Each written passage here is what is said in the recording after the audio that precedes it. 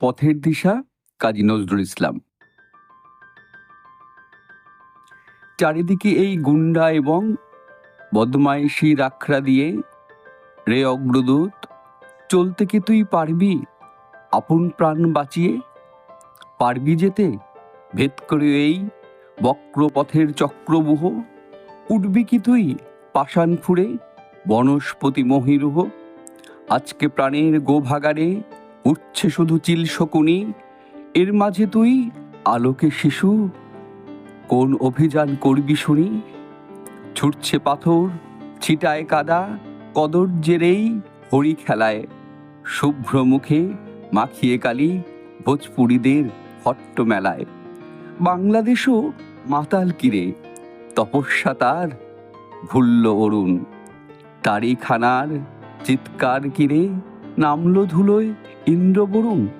ব্যগ্রপরাণ অগ্রপথিক কোন বাণী তোর শুনতে সাদ, মন্ত্র কি তোর শুনতে দেবে নিন্দাবাদীর ঢক্কানিনাদ? নরনারী আজ কণ্ঠ ছেড়ে উৎসা গানের কোরাস ধরে, ভাবছে তারা সুন্দরীরই জয়ধ্বনি করছে জোরে। এর মাঝে কি খবর পেলি নববিপ্লব ঘোড়সওয়ারি? আসছে কে টুটল তিমির খুলল দুয়ার পূব দুয়ারি?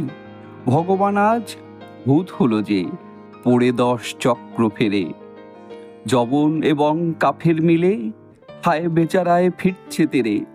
বাঁচতে তাই আসছে কিরে নতুন যুগের মানুষ কেহ? ধুলায় মলিন রিক্তাভরণ সিক্ত আঁখি রক্ত দেহ, মসজিদ আর মন্দির ওই শয়তানদের মন্ত্রণাগার। রে অগ্রদূত ভাঙতে এবার আসছে কি জাট কালা পাহাড়? জানিস যদি খবর শোনা বন্ধ খাঁচার ঘেরা টোপে, উঠছে আজও ধর্মধ্বজা টিকির গিটে দাড়ির ঝোপে। নিন্দাবাদের বৃন্দাবনে ভেবেছিলাম গাইব না গান, থাকতে নারী দেখে শুনে সুন্দরের এই হীন অপমান। ক্রুদ্ধ রোষে রুদ্ধ ব্যথায় ফোপায় প্রাণে ক্ষুব্ধ বাণী, মাতালদের ওই ভাটিশালায় নটিনি আজ বিনা পানি। জাতির পরাণ সিন্ধুমথি স্বার্থলোভী পিচাস যারা, সুধার পাত্র লক্ষ্মী লাভের করতেছে ভাগ বাটুয়ারা। বিষ যখন আজ উঠল শেষে তখন কারুর পাইনি দিশা, বিষের জ্বালায় বিশ্বজুড়ে স্বর্গে তারা মেটান তৃষা। শ্মশান সবের ছাইয়ের গাদায় আজকে রে তাই বেড়াই খুঁজে। ভাঙন দেবাজ ভাঙেন নেশায় কোথায় আছে চক্ষু বুঝে? রে অগ্রদূত তরুণ মনের গহন বনের রে সন্ধানী, আনিস খবর কোথায় আমার যুগান্তরের খড়গপানি? কাজী নজরুলের পথের দিশা কবিতাটি ফণীমনসা কাব্যগ্রন্থের অন্তর্গত, যেটির রচনাকাল 1927 খ্রিস্টাব্দ এবং রচনার স্থান কলকাতা। কাজী নজরুল ইসলামের ফণীমনসা কাব্যগ্রন্থের একটি অন্যতম কবিতা হল পথের দিশা। এই কবিতায় কবি তৎকালীন সমাজের সাম্প্রদায়িকতা, নৈতিক অবক্ষয় এবং হানাহানির বিরুদ্ধে তীব্র ক্ষোভ প্রকাশ করেন। নবীন প্রজন্ম ও দেশবাসীকে অসাম্প্রদায়িক, প্রগতিশীল এবং সঠিক মানবিক আদর্শের পথ অনুসরণের আহ্বান জানিয়েছেন। কবিতাটি রচনার সময় কবি চারপাশ দেখেছেন সামাজিক অবক্ষয়, রাজনৈতিক অস্থিরতা, চূড়ান্ত অনৈতিকতা এবং স্বার্থ ও লোভের সংঘাত। কুৎসা, নোংরামি এবং সাম্প্রদায়িক বিষবাষ্প ছড়িয়ে পড়েছে সর্বত্র। কবি নজরুল এই চরম অন্ধকার ও বিশৃঙ্খলার মাঝে দাঁড়িয়ে একজন আলোর শিশু বা অগ্রদূতকে আহ্বান করেছেন, যে এই সমস্ত চক্রব্যূহ ভেদ করে সমাজকে মুক্তির সঠিক পথ দেখাবে। কবিতার শুরুতে কবি তীব্র ভাষায় বলেন, চারিদিকে এই গুন্ডা এবং বদমাইশির আখড়া দিয়ে, রে অগ্রদূত চলতে কি তুই পারবি আপন প্রাণ বাঁচিয়ে? সমাজ যখন অপরাধীর আস্তানায় পরিণত হয় তখন সৎ এবং সত্যের পথে চলা কতটা কঠিন কবিতা তুলে ধরেছেন।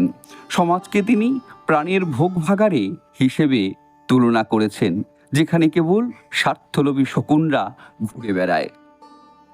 কবি নজরুল চিরকাল ধর্ম ও জাতির নামে বজ্জাতিকে মেনে নেননি। পথের দিশা কবিতায়ও তিনি সাহসিকতার সঙ্গে উচ্চারণ করেছেন, মসজিদ আর মন্দিরই শয়তানদের মন্ত্রণাগার, এবং যবন এবং কাফের মিলে হায় বেচারায় ফিরছে তেরে। অর্থাৎ ধর্মের প্রকৃত স্বরূপ আধ্যাত্মিকতাকে ধ্বংস করে মোল্লা পুরোহিত সব ধর্ম ব্যবসায়ীরা ঈশ্বরকে বন্দী করেছে এবং নিজেদের স্বার্থে দাঙ্গা ও বিবাদ তৈরি করে। কবি ব্যথিত চিত্তে দেখেছেন যে দেশের স্বার্থলোভী পিচ্চাসরা দেশের মানুষের রক্ত চুষে নিজেদের সম্পদের ভাগ বাটোয়ারা করছে। জাতির পরাণ সিন্ধুমথী স্বার্থলোভী পিশাচ যারা সুধার পাত্র লক্ষ্মী লাভের করতেছে ভাগ বাটোয়ারা। এর বিপরীতে সমাজের প্রকৃত সুন্দর ও শিল্পকে বিকৃত করা হচ্ছে। তবুও কবি আশাবাদী। তিনি বিশ্বাস করেন তরুণ প্রজন্মের মধ্যে লুকিয়ে আছে ধ্বংস এবং সৃষ্টির শক্তি। কবি জানতে চান, এর মাঝে কি খবর পেলি? নববিপ্লব ঘোড়সাওয়ারি আসছে কেহ, টুটল তিমির, খুলল দুয়ার পূব দুয়ারি। তিনি এক অনাগত নতুন যুগের স্বপ্ন দেখেন, যে রক্ত স্নাত হলেও সমাজকে বাঁচাতে পারবে। কবিতার শেষে কবি শ্মশানের ছাইয়ের গাদায় সৃষ্টি ও সংহারের দেবতা শিবকে খুঁজেছেন, যিনি এই পচা গলা সমাজকে গুড়িয়ে দেবেন। তিনি অগ্রদূতের কাছে জানতে চান, সে যেন খবর আনে কোথায় লুকিয়ে আছে সেই যুগান্তরের খড়গপাণি বা অন্যায় বিনাশকারী শক্তি। কবিতাটির ভাষা অত্যন্ত জোরালো, ওজস্বী এবং আক্রমণাত্মক। কবি এখানে প্রচলিত শব্দের বাইরে গোভাগার, ভাটিশালা, তারিখানা, বদমাইশি, পিশাচ ইত্যাদি কঠোর এবং বাস্তবধর্মী শব্দ ব্যবহার করেছেন, যা সমাজের বিভৎস রূপকে তুলে ধরে। ছন্দের দোলা এবং দ্রোহের সুর কবিতাটিকে এক অনন্য মাত্রা দান করেছে। কবি মনে প্রাণে বিশ্বাস করেন, এবার নবীর মন্ত্রে হবে জননীতর উদ্বোধন।